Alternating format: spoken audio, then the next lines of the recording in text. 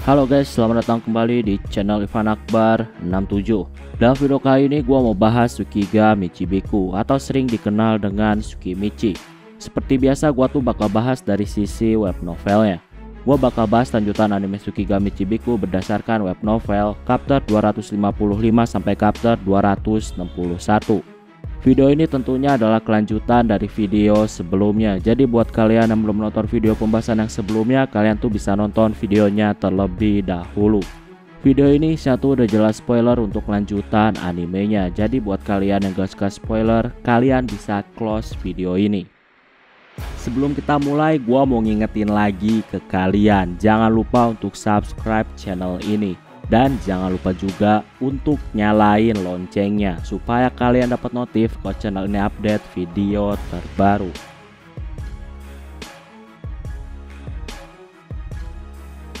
Oh ya, sebelum mulai gua mau ngasih tahu dulu kalau gua punya channel baru yang khusus bahas lanjutan manhwa. Jadi buat kalian yang suka komik Korea ataupun komik Cina, kalian bisa langsung subscribe channel baru punya gua, yaitu Irfan67. Jadi jangan lupa untuk mampir ke sana. Oke, saat ini Beren memandu Makoto di hotel yang sangat mewah. Beren ini membawa ke tempat di mana Makoto bisa bersantai sambil melihat taman yang indah. Mereka tuh saat ini duduknya tuh lesehan di lantai dan ada juga meja kecil untuk lesehan. Gak lama datang Tomoe yang baru selesai mengurus administrasi. Di sini Beren ngasih laporan kalau dia tuh pergi ke Lorel melalui jalur yang berbeda dengan yang dipakai sama Makoto. Tujuannya tuh demi mendapatkan informasi yang beda-beda. Nah, Beren dan yang lainnya ini lewat jalur pegunungan Jiwa Kura-Kura.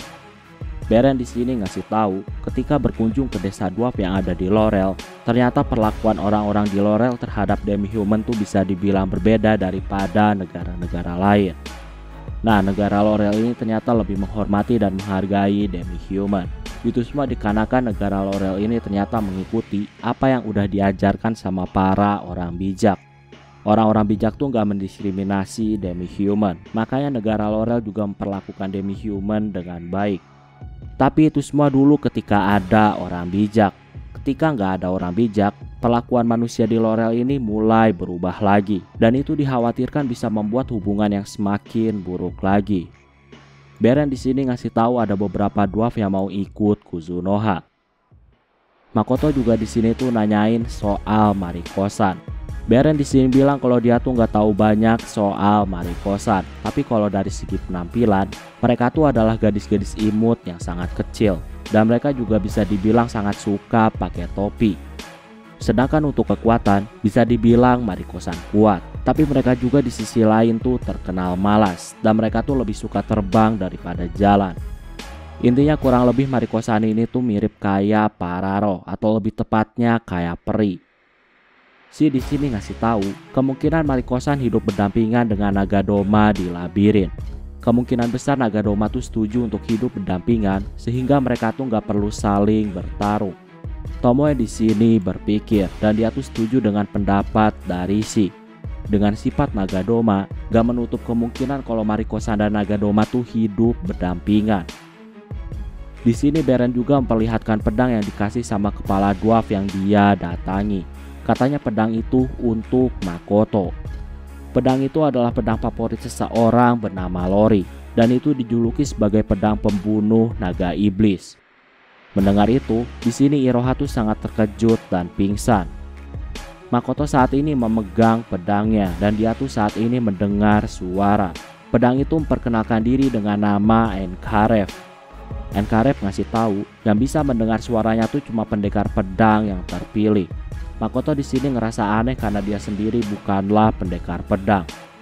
Saat ini tiba waktunya bagi mereka untuk makan. Di sini Beren, Hakuto, dan Si mereka tuh mau pergi dan makan di tempat yang terpisah. Tapi Makoto di sini tuh menyuruh mereka untuk makan bareng.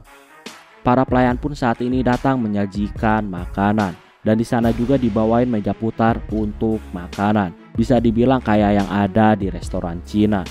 Makoto di sini terkejut karena melihat hal itu. Dan ketika melihat makanan-makanannya, ternyata bergaya ala Cina. Pelayan di sini ngasih tahu kota Kanao itu memang menyajikan makanan-makanan seperti itu. Jadi bisa dibilang makanan-makanan yang disajikan saat ini adalah makanan-makanan yang gak asing di kota Kanao. Tapi bedanya dengan restoran lain, hotel ini tuh tentunya membuat makanan yang berasal dari koki terbaik.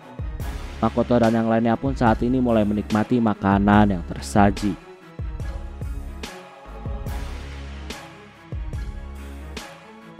Sambil makan, Makoto ini terus mendengarkan cerita dari NKREV. Salah satunya adalah soal inti pedang yang terbuat dari pohon khusus yang bernama pohon parasit. NKREV juga di sini tuh jelasin soal makanan kesukaannya, yaitu sisik naga, kuku, taring, dan tanduk. Jadi pedang itu ternyata bisa makan. NKREV juga di sini tuh ngasih tahu kalau dia tuh udah lama gak makan sejak kematian dari Lori. Dan kalau gak makan, hal itu bisa membuat kemampuan pedangnya tuh jadi turun. Di sini diketahui juga, ternyata para dwarf tuh udah berhenti dalam membuat pedang pakai inti pohon parasit. Alasannya karena kemampuan pedangnya tuh gak sesuai harapan, atau bisa dibilang kemampuan pedangnya tuh saat itu terus menurun. Jadi para dwarf ini nggak tahu kalau nggak bisa sembarangan orang yang bisa menggunakan pedang yang ada inti pohon parasitnya. Selain itu pedangnya juga harus dikasih makan. Jadi hal itulah yang membuat kemampuan pedangnya tuh menjadi semakin menurun. Makoto tentunya di sini tuh ngasih tahu ke Beren dan yang lainnya soal pedang yang dibuat pakai inti pohon parasit. Beren dan yang lainnya saat ini tuh terkejut. Di sini Tomoe itu nanya kenapa Makoto bisa mengetahui semua informasi tentang pedang itu. Makoto di sini ngasih tahu kalau dia tuh bisa ngobrol sama pedangnya. Makanya dia tuh bisa tahu semua informasi tentang pedangnya. Di sini ketika makan nasi gorengnya, Makoto ini ngerasa kalau nasi gorengnya tuh biasa aja. Makoto nggak ngerti kenapa banyak pengunjung yang memuji nasi goreng yang biasa aja. Sambil makan, mereka tuh ternyata masih terus mengobrol. Di sini juga ada kelompok aneh yang punya kekuatan yang kuat. Mereka tuh menamai kelompok itu dengan Apple. Mendengar banyak informasi, Makoto saat ini terus berpikir tentang apa yang terbaik yang harus dia lakuin. Saat ini masalah demi masalah terus menghampiri Makoto. Makanya saat ini dia tuh harus pikirin langkah terbaiknya. Makoto pun udah mutusin rencananya. Dan untuk sekarang Makoto tuh mau segera untuk pergi ke labirin. Singkatnya saat ini Makoto dan yang lainnya akhirnya sampai di labirin. Makoto saat ini tuh mengagumi bentuk labirin yang luas. Di sini juga Makoto dikasih peta sama Hakuto yang ternyata tuh dibeli dari guild petualang. Makoto dan yang lainnya saat ini mau menjelajahi labirin. Makoto di sini agak heran karena ternyata pintu masuk labirinnya tuh ada banyak. Makoto pun saat ini memilih salah satunya. Gak lama ada seorang demi-human yang menghentikan Makoto. Intinya dia tuh nawarin bantuan untuk labirin. Makoto di sini tuh tetap gak mau dan dia tuh ngasih uang supaya orang itu segera pergi. Orang itu di sini ngasih tahu kalau dia tuh udah berbaik hati mau membantunya. Orang itu pun di sini ngasih informasi. Ternyata untuk menuju lantai berikutnya, hal itu sengaja dibuat banyak pintu dan mereka tuh harus memilih satu pintu yang benar dan sisanya tuh ternyata adalah jalan buntu. Makoto di sini akhirnya paham kenapa bisa ada banyak jalannya. Makoto pun di sini membayar lagi dan orang itu pun ngasih banyak informasi soal labirin.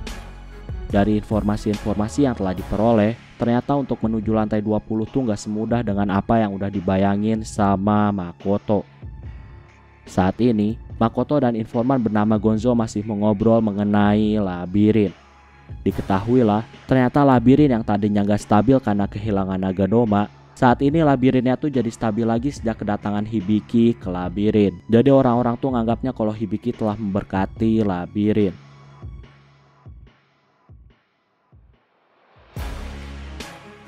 Diketahui juga, ternyata lantai di bawah 10 tuh strukturnya tuh berubah-ubah dan gak tetap. Jadi bisa dibilang lantai 11 sampai lantai 20, struktur lantainya tuh berubah-ubah. Di sini juga Gonzo ngasih tahu soal lantai aneh. Dan Gonzo juga ngasih tahu soal simbol bertuliskan ALT. Nah, karena ALT adalah salah satu tombol yang ada di keyboard komputer, Makoto ngerasa kalau labirin tuh pasti ada hubungannya sama orang bijak. Setelah dapat informasi yang jelas, Makoto ngasih bayaran ke Gonzo yang ternyata uangnya tuh udah dilebihin. Setelah itu, Makoto dan yang lainnya saat ini mulai bergerak menjelajah labirin. Saat ini di guild petualang, ada orang yang bernama Kogetsu.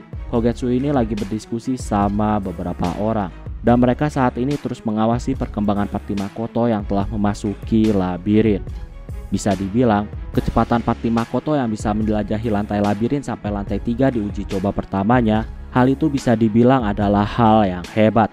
Tapi, karena Makoto ini membeli peta yang mahal dan udah dapat beberapa informasi, Kogetsu di sini mewajarkan kalau hal itu adalah hal yang wajar, dan Kogetsu tuh menganggap kalau party Makoto biasa aja. Selain itu, saat ini ada satu orang di party Makoto yang udah gak terdeteksi. Kogetsu di sini menganggap kalau party Makoto udah mati satu. Oh ya, Kogetsu ini mengincar nyawa Iroha. Dan saat ini dia tuh gak mau bergerak dulu karena ada perusahaan Kuzunoha yang terhubung sama Sairitz. Nah, saat ini Kogetsu tuh mau melenyapkan perusahaan Kuzunoha karena dianggap sebagai penghalangnya. Kogetsu saat ini meminta guild petualang untuk membunuh party Makoto, tentunya untuk membuatnya seperti kecelakaan. Tapi hal itu ditolak sama guild karena mereka tuh gak memihak siapapun. Guild tuh di sini tegasin kalau mereka tuh bersikap sangat netral. Kogetsu di sini mengancam guild. Kogetsu bilang dia tuh bakal laporan ke Sairitz bahwa saat ini guild petualang tuh ikut membantu dalam kejahatan menyelidiki dan mengawasi Makoto yang saat ini ada di labirin. Jadi Kogetsu ini minta ke guild untuk menyelidiki Makoto yang lagi ada di labirin, dan guild tuh saat ini menerima permintaan tersebut. Nah, Kogetsu tuh mau jadiin itu sebagai ancaman untuk guild karena udah kerjasama sama dia. Dengan gitu, guild tuh mau gak mau mengikuti keinginan Kogetsu yang mau menyingkirkan Kuzunoha. Orang di guild di sini ngasih tahu kalau Kogetsu tuh adalah orang rendahan. Alasan guild mengikuti Kogetsu untuk menyelidiki Makoto itu semua karena guild tuh udah dapat izin dari Makoto. Jadi, Makoto ini udah sadar kalau ada orang yang mengikuti dan menyelidiki dirinya. Bahkan Makoto ini udah tahu nama orang yang mengikutinya, yaitu Kogetsu. Dan Makoto ngasih tahu ke guild kalau dia tuh gak masalah untuk diikuti. Karena dari awal Makoto gak masalah dengan itu semua, makanya guild tuh mengikuti apa yang diinginkan sama Kogetsu. Dan guild pun menyelidiki Makoto ketika ada di labirin. Hal itu udah diizinin sama Makoto. Kogetsu di sini tuh terlihat sangat kesal karena dia tuh ternyata udah dipermalukan. Dengan wajah yang kesal, Kogetsu pun meninggalkan guild petualang. Setelah Kogetsu pergi, staf guild saat ini mengobrol.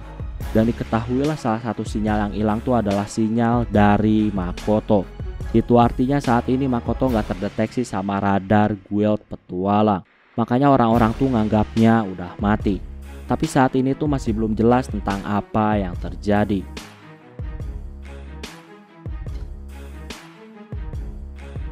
Saat ini Makoto telah berpisah sama partinya dan dia memasuki lantai aneh bertuliskan ALT.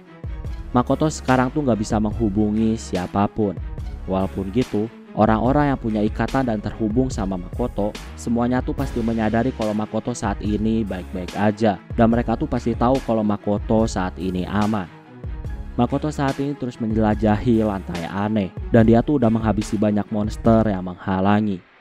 Makoto saat ini terus berpikir soal kata ALT. Makoto tuh ngerasa kalau itu adalah sebuah petunjuk.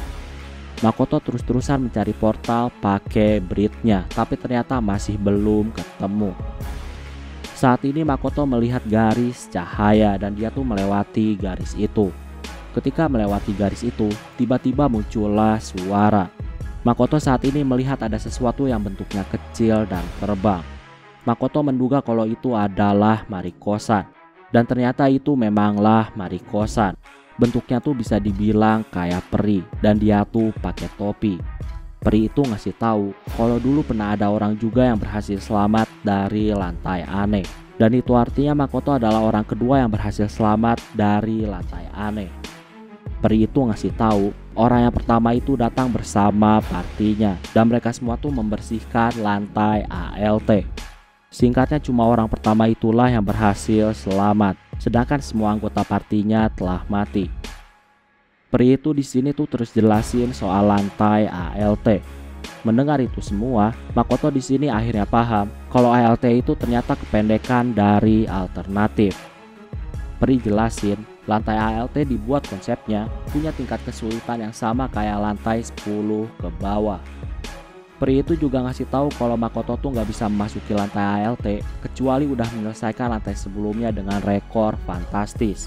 Dan Makoto dipilih karena di lantai sebelumnya, Makoto ini telah membunuh banyak jenis naga, mulai dari naga bumi, naga terbang, dan lain-lain.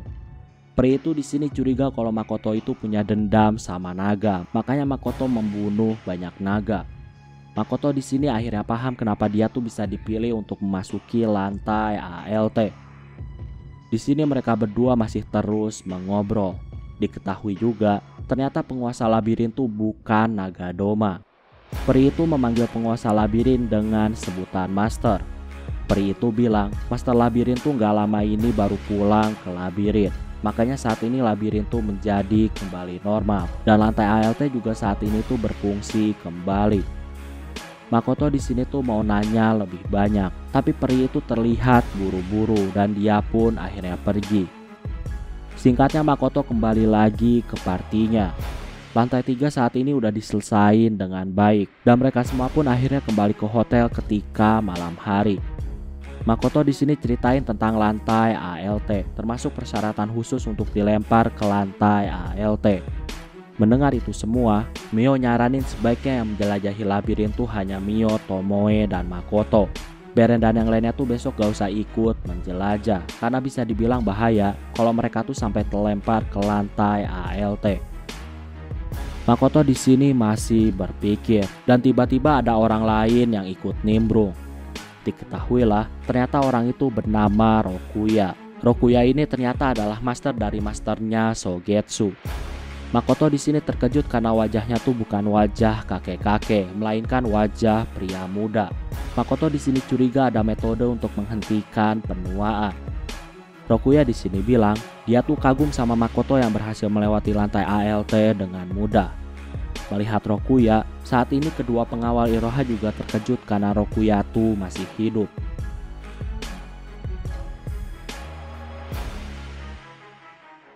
Di sini Rokuya ngasih tahu tujuannya datang untuk menemui Makoto.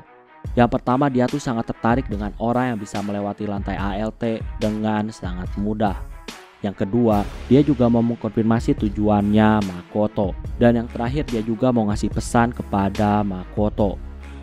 Rokuya juga di sini tuh tahu kalau tujuan Makoto adalah menuju ke tempat tentara bayaran.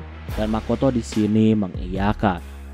Rokuya di sini ngasih tahu kalau pemimpin kelompok tentara bayaran tuh adalah muridnya dan namanya adalah Vivi. Rokuya juga di sini ngasih tahu kalau Vivi adalah mentornya Sogetsu. Rokuya jelasin walaupun gitu, yang nitip pesan ke Makoto bukanlah Vivi, melainkan orang lain. Rokuya di sini ngasih tahu isi pesannya. Isi pesannya adalah, sekarang adalah waktu yang buruk jika Makoto bertemu sama Rose Garden. Makoto di sini nanya kapan waktu yang tepat. Rokuya di sini bilang kalau dia tuh nggak tahu. Tapi kalau menurut prediksi Rokuya, kemungkinan tuh beberapa tahun lagi. Bagi Makoto hal itu terlalu lama. Makoto mau minta kekuatan Rose Garden secepatnya. Rokuya di sini tuh nggak ngerti kenapa Makoto butuh kekuatan Rose Garden. Padahal Makoto sendiri tuh jauh lebih kuat daripada mereka. Makoto di sini ngasih tahu kalau dia tuh butuh Rose Garden untuk kota Shige. Makoto di sini jelasin semuanya bahwa yang dia lakuin itu demi kepentingan kota Shige, supaya kota Shige bisa berdiri sendiri walaupun perusahaan Kuzunoha tuh nantinya nggak ada di Shige. Mendengar semua penjelasan Makoto, di sini Rokuya tuh paham dan mengerti. Rokuya di sini ngasih tahu dia tuh bisa aja menjadi perantara supaya Makoto bisa menemui Rose Garden, tapi tentunya ada syaratnya. Rokuya tuh di sini mau kalau Kuzunoha nunjukin kekuatannya. Rokuya mau lihat kekuatan dari orang-orang yang saat ini tuh disebut monster. Rokuya di sini bilang kalau besok Makoto tuh harus bisa menaklukkan labirin sampai lantai 10. Kalau berhasil, itu membuktikan kekuatan Kuzunoha.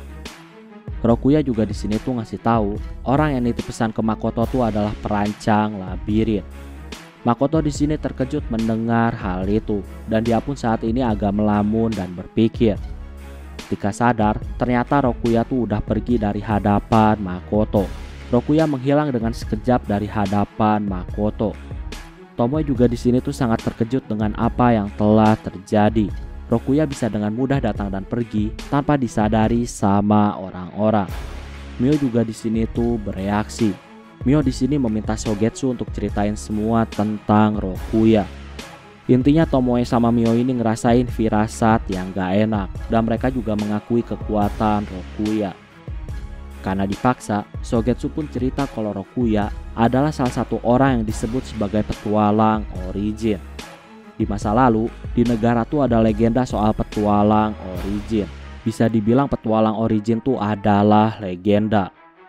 Oke, jadi di masa lalu ada kelompok bernama Apple. Nah, kelompok Apple ini punya kekuatan yang hebat. Jadi, petualang origin ini adalah julukan orang-orang yang menjadi anggota Apple. Ada 10 orang yang menjadi anggota Apple. Beberapa di antaranya adalah Aznoval, Bia, Haku, Hitsuna. Tomoe di sini terkejut karena orang-orang dari masa lalu sampai detik ini tuh masih hidup. Makoto di sini juga tentunya terkejut dan bahkan Makoto ini menduga kalau mereka semua tuh abadi.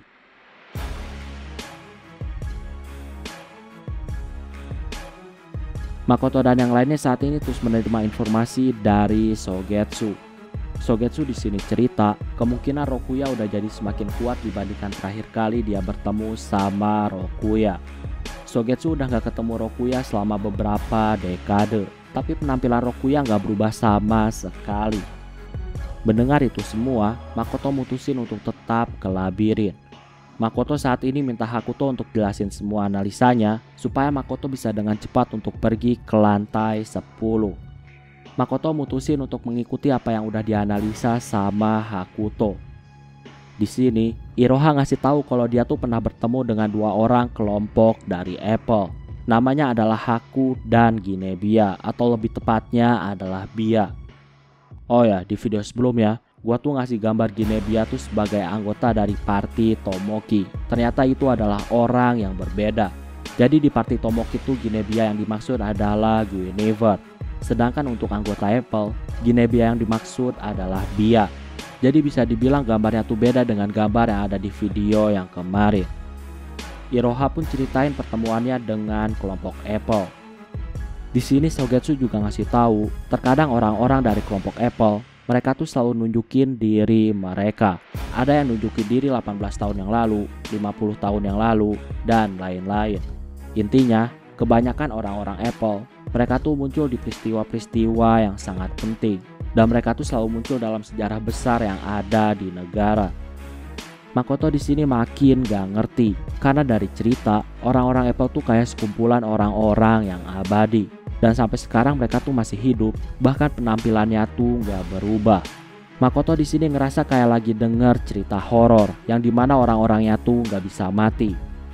Sogetsu saat ini masih cerita. Di sini diketahui juga kalau pemimpin Apple tuh bernama Aznoval dan dia tuh adalah mantan pendekar pedang.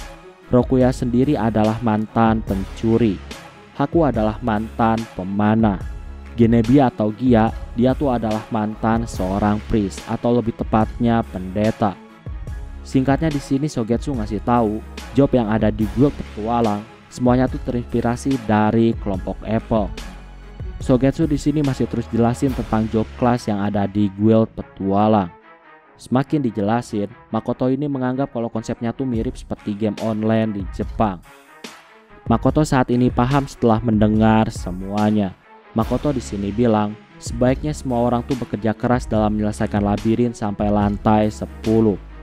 Makoto juga di sini tuh menyuruh kelompok Sogetsu untuk hati-hati. Makoto bilang dia tuh mencium bau bahaya di kota. Makoto bilang dia tuh senang karena di hotel yang sekarang tuh pengamanannya super ketat. Jadi kelompok Sogetsu bisa lebih aman tinggal di hotel. Makoto di sini mau menyuruh orang-orang untuk tidur, tapi tiba-tiba Tomoe di sini memotongnya dan Tomoe tuh bilang soal mandi. Makoto ngerasa dejavu karena lagi-lagi yang dibahas soal mandi. Saat ini Rokuya pergi menemui seseorang. Rokuya tuh ngasih tahu kalau Makoto adalah orang yang sangat menarik. Rokuya saat ini tuh ada di lantai 20. Rokuya ngasih tahu orang itu kalau kekuatan Makoto tuh melebihi manusia, elf, naga superior, dan lain-lain. Dan bahkan saat ini Makoto punya pedang milik Glory. Orang itu terkejut mendengar itu semua. Tapi orang itu juga ngasih tahu kalau Makoto di pihak yang netral. Mungkin dia tuh bakal dengan senang hati menemui Makoto. Cuma masalahnya saat ini kondisinya sangat rumit. Di sini diketahui salah satu anggota Rose Garden yang bernama Pione ternyata dia tuh punya teman, dan temannya itu kepalanya tuh ternyata dihancurkan sama Makoto. Orang itu ngasih tahu Pione tuh sempat datang ke dia untuk meminta dia bebasin pesona petualang yang menimpa temannya. Ketika pesona pahlawan mau dilepasin, ternyata temannya Pione malah kabur. Dan ketika dicari, ternyata temannya tuh udah mati sama Makoto. Intinya, situasinya tuh saat ini jadi lebih rumit karena Makoto membunuh temannya Pione yang merupakan bawahannya Tomoki.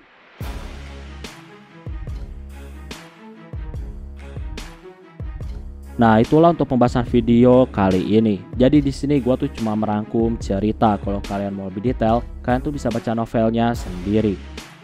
Oke, kayaknya cukup untuk video pembahasan kali ini. Terima kasih karena udah nonton video ini sampai habis. Jangan lupa untuk subscribe, like, dan yang paling penting adalah jangan lupa untuk share video ini ke teman-teman kalian. Sampai bertemu kembali di video-video selanjutnya. Terima kasih.